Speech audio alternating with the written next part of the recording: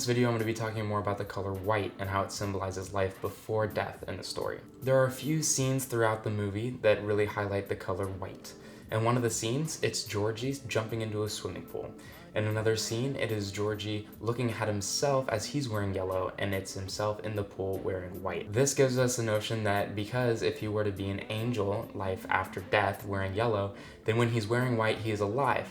In the scene that he's overlooking himself, he must be either dead, or this is the significance of him transitioning from being alive to dead, which is him wearing white and then now wearing yellow. Another scene where we see white predominantly showcased in the film is where there are three men walking up playing the drums into a jungle. Next, we see a woman drop down from a silk rope, it seems, and she comes and she does a significant interpretive dance in the middle of the jungle. Although this dance might not mean much to many people, the dialogue behind it really signifies exactly what it means. It's talking about a story between life and death, a story of human evolution and a story of human being. Before now, I was only gathering plants and chasing other animals.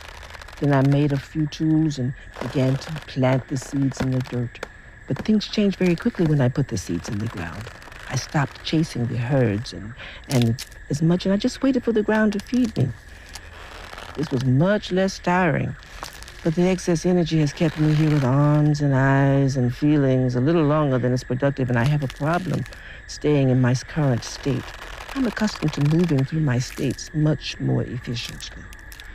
Anyway, the more I sat in the same place and ate the food the ground gave me, the more I knew staying means listening and hearing and talking and sharing and knowing of something. But this, alas, also, the less I moved, the less I knew, because moving means not knowing, and stasis is the key to ignorance. Anyway, God has changed. And in the end, God will prevail. And so it's my fault, yes. I stopped changing as fast as I should, and instead, I began changing everything around me so that I could stay the same.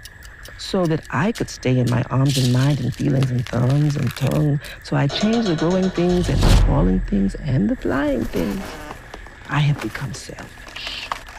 I know what I want, but I know because other states tell me that the world will not yield to my desires much longer. I have only done so for a few seconds ultimately and have tired quickly. My preferences, and soon it will be gone. It will be made into another thing, which will look for plants and other animals as we all do. Things will change. This dialogue showcases how humans actually try to adapt to the world around them, where they would once feed off of the land, and then they would also use the animals to feed themselves and everything. It then gets to a point to where during human evolution, they become stagnant.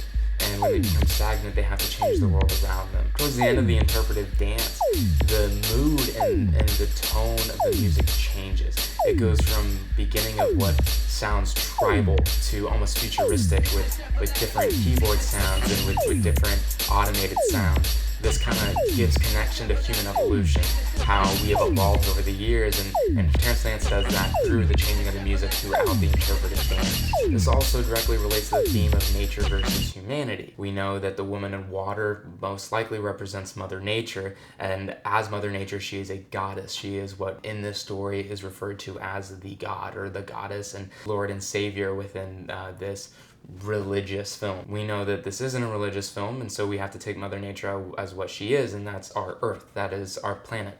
And her effects have now carried the water and the oceans onto the mainland of Miami.